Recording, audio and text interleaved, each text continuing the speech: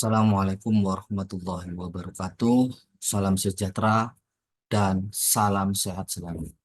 Izin perkenalkan, nama saya Muhammad Sofyan Adi Pranata, dosen program studi pendidikan bahasa Inggris, Fakultas Sosial Humaniora, Universitas Nurul Jadid. Bidang ilmu yang saya dalami adalah bidang ilmu linguistik, di mana bidang tersebut merupakan sebagai spesifikasi saya dalam mengajar. Dalam ilmu linguistik, ada beberapa capaian pembelajaran yang akan dicapai. Pertama, mahasiswa mampu memahami konsep dan teori dasar unsur-unsur kebahasaan. Yang kedua, mahasiswa nantinya mampu memahami konsep-konsep mikro dan makro linguistik. Yang ketiga, capaian yang ketiga yakni mampu mengaplikasikan konsep-konsep fonologi, morfologi, sintaksis, semantik, dan semiotik beserta psikolinguistik. Dalam video ini, saya akan menyajikan sebuah proses pembelajaran mata kuliah Introduction to Linguistics. Mata kuliah Introduction to Linguistics merupakan mata kuliah utama dengan bobot 2 SKS. Mata kuliah ini berisi tentang karakteristik bunyi dan sistem bunyi dalam bahasa, struktur kata, kalimat, makna, dan cabang-cabang bahasa. Melalui mata kuliah ini, mahasiswa diharapkan mampu memahami secara umum linguistik bahasa Inggris dan cabang-cabangnya. Pada kesempatan ini, kami akan menyajikan sebuah proses praktek pengajaran pada mata kuliah Introduction to Linguistics yang fokus pada prinsip penyampaian, interaksi, dan penilaian atau disebut dengan DIA. Kemampuan akhir tiap tahapan belajaran pada sub CPNK dari mata kuliah ini adalah yang pertama, mampu mengetahui konsep-konsep dasar dan cakupan sistemik fungsional linguistik. Yang kedua, memahami secara garis besar pengertian dan cakupan linguistik sebagai disiplin ilmu yang kokoh. Yang ketiga, memahami konsep-konsep dasar mikro dan makro linguistik serta mengetahui cakupan kajiannya. Yang keempat, memahami fonetik, fonologi, morfologi, sintaks, semantik, semiotik, serta psikolinguistik sebagai cabang ilmu dalam linguistik dan mengetahui cakupan kajian. Mata kuliah ini mengantarkan mahasiswa menyelami dunia pengajaran bahasa Inggris yang penuh dinamika. Di sini, mahasiswa tidak hanya mempelajari teori-teori pendidikan dan pembelajaran, tetapi juga dipersiapkan untuk menjadi pengajar bahasa Inggris yang handal dan profesional. Mahasiswa akan diajarkan bagaimana merencanakan, mengimplementasikan, dan mengendalikan seluruh komponen dalam sistem penyelenggaraan pembelajaran bahasa Inggris. Kemampuan ini menjadi kunci utama dalam menciptakan proses belajar mengajar yang efektif dan efisien bagi para peserta didik. Lebih dari sekedar teori, mata kuliah ini juga membekali mahasiswa dengan keterampilan memecahkan masalah berbasis paradigma kebenaran ilmiah dengan memanfaatkan ilmu pengetahuan, teknologi, dan seni sesuai keahliannya. Mahasiswa mampu menyelesaikan berbagai tantangan dalam dunia pendidikan dengan cara yang kreatif dan inovatif khususnya pada bidang kebahasaan dan cabang-cabangnya. Pemahaman mendalam tentang komponen dasar dalam sistem pembelajaran juga menjadi bagian penting dari mata kuliah ini, yakni mata kuliah Introduction to Linguistics. Mahasiswa akan menjadi pembelajar berbagi elemen yang menunjang proses belajar mengajar, seperti tujuan pembelajaran, materi pembelajaran, metode pembelajaran, dan media pembelajaran. Dengan menguasai seluruh materi dalam mata kuliah ini, mahasiswa diharapkan mampu menjadi pengajar bahasa Inggris yang kompeten dan mampu memberikan kontribusi nyata dalam dunia pendidikan. Referensi yang digunakan dalam pembelajaran ini mencakup beberapa buku utama, yakni yang pertama, yakni buku dari tim dosen yang berjudul Introduction to Linguistics. Yang kedua, bukunya dari Franklin dan Rodman, Hansen tahun 2011 berjudul Introduction to Linguistics, Introduction to Language edisi 9. Yang ketiga, buku sebagai referensi yakni karya Radford dan Andrew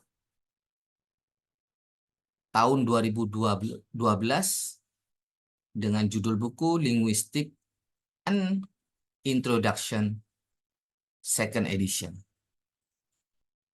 Kemudian yang keempat yakni bukunya karya Yule tahun 2010 dengan judul buku The Study of Language, Fourth Edition, ya, edisi keempat. Saya membagikan buku-buku tersebut kepada mahasiswa dalam bentuk bahan ajar yang telah dirangkum menjadi materi ajar yang tersedia di platform e-learning Universitas Nurul Jadid. Hal ini bertujuan agar mahasiswa dapat dengan mudah mengakses sumber-sumber pembelajaran yang mereka perlukan. Dengan kemudahan ini, mahasiswa dapat fokus belajar dan menguasai materi bahasa Inggris tanpa hambatan. Platform e-learning memastikan mahasiswa selalu memiliki sumber daya yang diperlukan untuk mencapai kesuksesan dalam mata kuliah ini.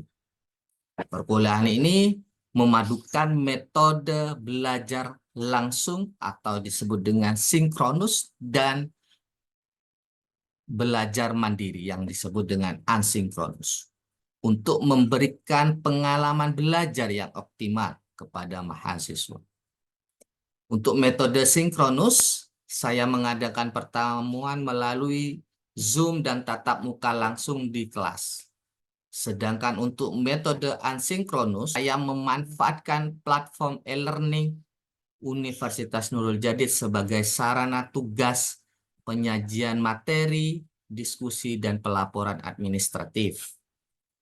Dengan blended learning ini, mahasiswa mendapatkan fleksibilitas belajar yang seimbang, baik melalui interaksi langsung maupun mandiri, untuk menunjang pemahaman mereka terhadap materi bahasa Inggris, khususnya mata kuliah Introduction to Linguistics. Sebelum pembelajaran, saya memulai dengan doa bersama, kemudian memberikan pertanyaan aktivasi untuk membangkitkan perhatian dan melihat ulasan tugas dan materi sebelumnya. Saya mendiskusikan bersama mahasiswa, memberikan ruang bagi mereka untuk bertanya, berpendapat, dan memberikan kritik. Langkah berikut adalah menyampaikan materi kuliah dalam proses pembelajaran sesuai dengan rencana pembelajaran semester atau RPS. Proses perkuliahan dimulai dengan prinsip penyampaian atau disebut dengan delivery, kemudian dilanjut dengan interaksi atau interaction, kemudian yang terakhir dengan penilaian atau assessment. Dalam proses pembelajaran, saya memanfaatkan rubrik unjuk kerja mahasiswa untuk memastikan agar pencapaian pembelajaran yang diharapkan tetap terjaga. Pada akhir kuliah, saya selalu mengingatkan kepada mahasiswa bahwa materi pembelajaran dan tugasnya sudah tersedia di platform e-learning agar mereka dapat menyelesaikannya sesuai dengan tenggat waktu yang ditentukan. Berikut ini cuplikan video dari proses pembelajaran mata kuliah Introduction to Linguistics dengan tema morfologi yang saya lakukan secara sinkronus melalui platform Zoom Meeting. Selamat menyaksikan. Wassalamualaikum warahmatullahi wabarakatuh. Oke, assalamualaikum warahmatullahi wabarakatuh. How are you today? Waalaikumsalam warahmatullahi wabarakatuh. Alhamdulillah, very good, sir. How Okay. about you? Alhamdulillah, today we see you again in this time, actually in our subject that is Introduction to Linguistics, yeah. Especially our topic today about the morphology. Before we discuss about the morphology, let's we start to pray first. Okay. Ala hadiniya kulin hatin soleha al-Fatihah.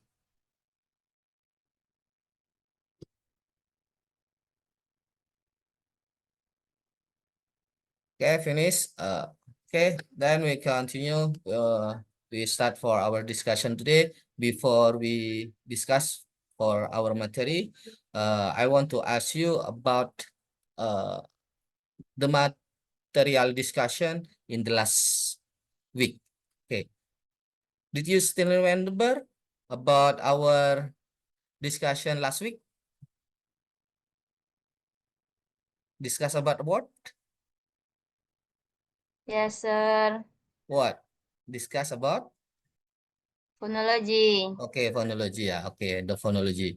Okay, Alhamdulillah, you still remember about our discussion last week. We discussed about the phonology. Okay, okay. Phonology. Okay, what do you know about phonetic and phonology? Maybe Putri can answer.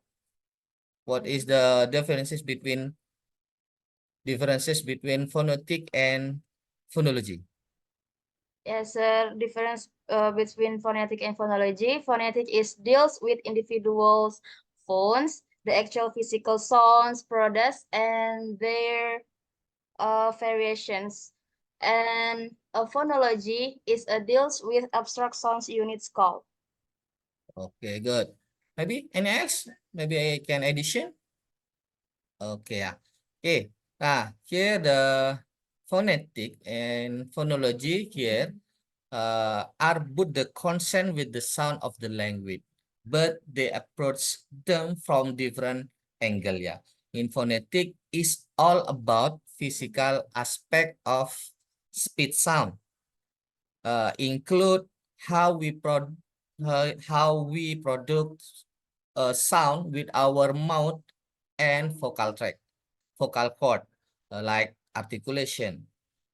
And in phonetic also, here include how to sound travel through the air and how we perceive them with our ear.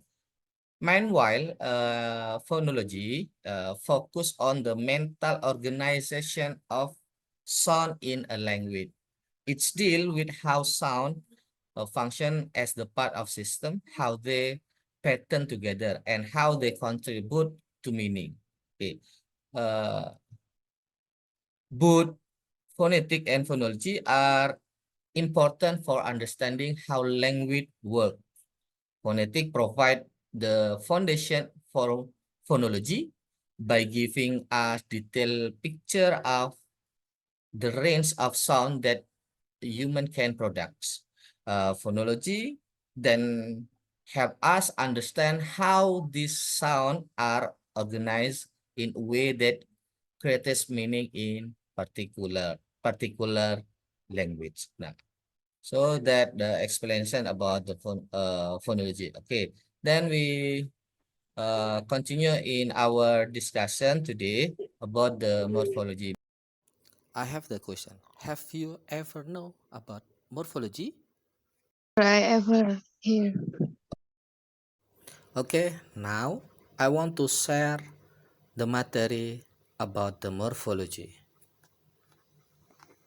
Okay, here morphology ya. Okay, in morphology divide to be two words. They are morpho and logy. Morpho it's mean form. In logy it's mean science. So we can explain that morphology is study about word form here. Okay. According to based on the definition here about the morphology, morphology is according to Yuli in 2010, morphology is investigating basic form in language. Sign put morpheme as the emphasis of the investigation. Morphology, according to Fromkin, state that morphology study is the internal structure of word and the rule by which words are formed. The basic form in language. Meanwhile, Fromkin and Rothman state that morphology is the internal structure of word. Okay, and then here about the morphology. Morphology in the morphological process. Morphology, the process of forming word from the other unit which are the basic form. Here, yeah, word may consist of one or several morpheme. Meanwhile, morpheme are the smallest part that have meaning and cannot be divided into smallest meaningful unit. So here, especially word and morpheme exactly is different because word consists of one or several morpheme, but the morpheme is the smallest unit part of the part that have meaning. We can call morpheme is the smallest unit of word. Yeah. For example, word studying. For the example, from the word studying. Yeah. Morpheme, the characters is morpheme cannot be divided into smaller meaningful unit. We start discuss about word. Yeah. Word here, word can classified to be two category, lexical and function. Yeah. Lexical we can call a lexical word, we can call content word, and function word we can call grammatical word. Yeah. Here in lexical, word consists of noun, verb, adjective, and adverb. Meanwhile, functional word here consists of conjunction, preposition, article, and pronoun. Yeah. Maybe Suaida, can you give example the verb? Walk, run, Yeah. and eat, study, swimming.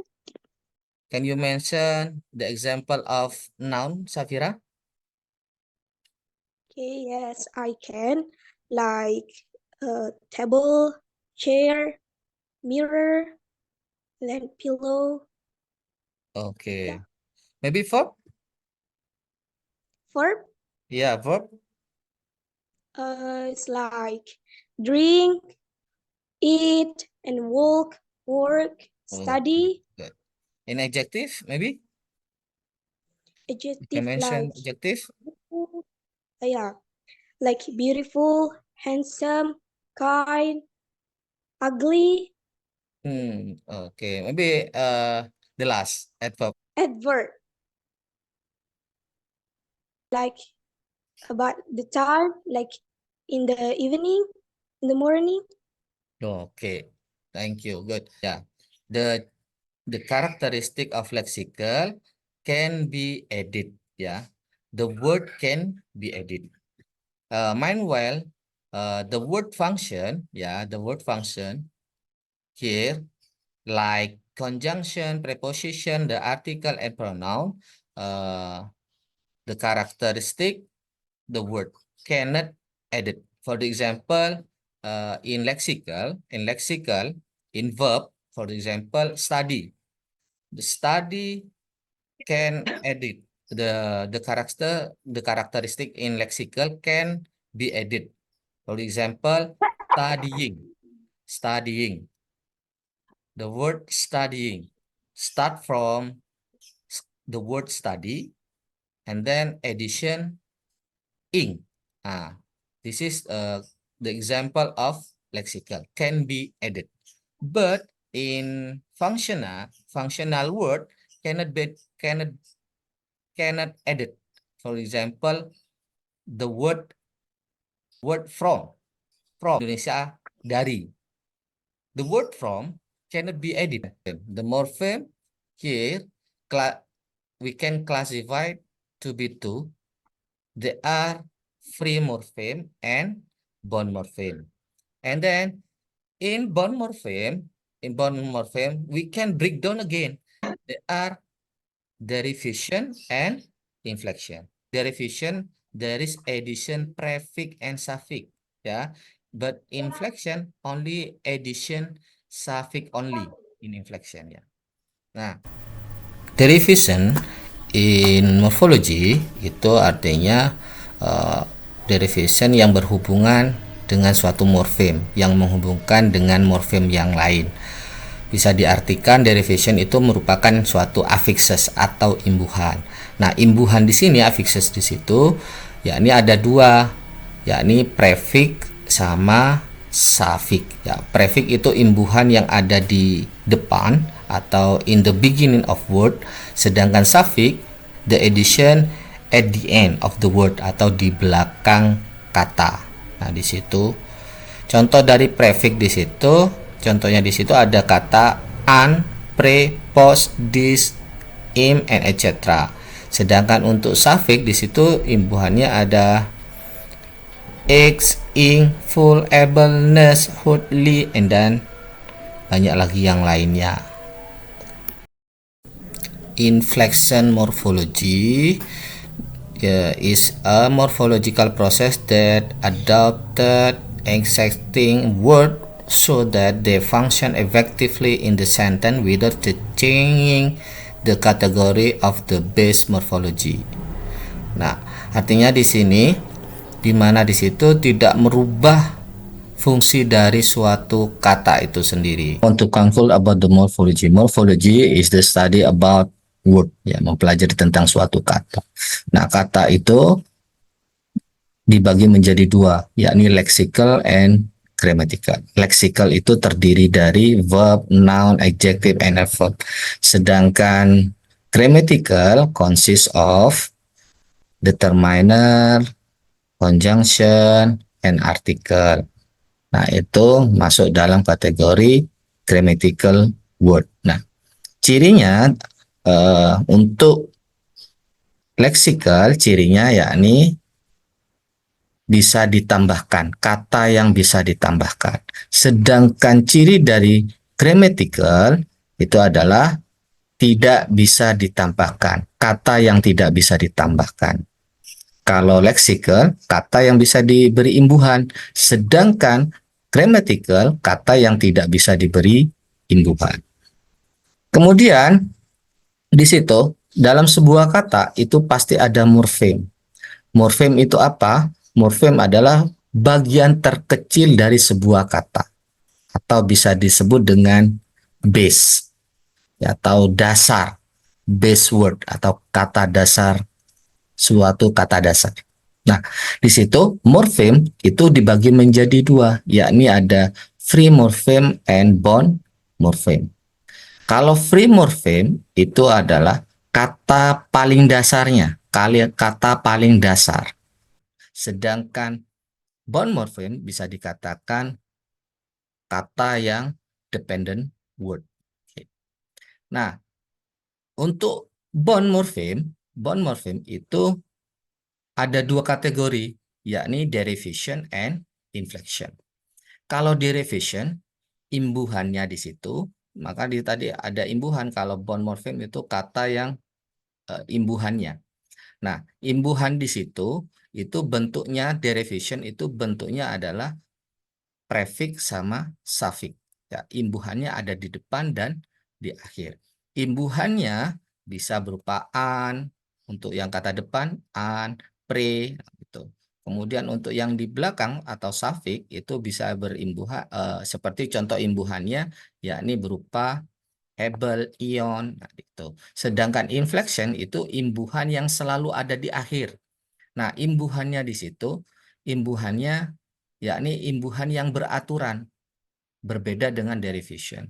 Kalau inflection itu beraturan imbuhannya, yakni imbuhannya contohnya imbuhan di belakang itu S untuk simple present, kemudian ed untuk simple past, kemudian ing untuk imbuhan gerund. Nah, begitu. Sedangkan kalau derivation tidak, imbuhannya bisa berubah-ubah atau bisa dikatakan kalau derivation imbuhannya secara tidak beraturan atau irregular, sedangkan untuk inflection itu imbuhannya beraturan yang selalu ada di belakang. Nah, itu adalah penjelasan untuk materi hari ini. Thank you for your attention today. Untuk selanjutnya silakan berkunjung ke e-learning. Karena di e-learning sudah saya siapkan tugas latihan untuk mengasah kemampuan tentang pemahaman tentang morfologi. Nah, kemudian nanti setelah tugas kita ada diskusi kembali. Silakan berkunjung ke e-learning. Thank you for your attention today. See you next week. The last I say, wassalamualaikum warahmatullahi wabarakatuh. Waalaikumsalam. Waalaikumsalam warahmatullahi wabarakatuh. Thank you, Sir.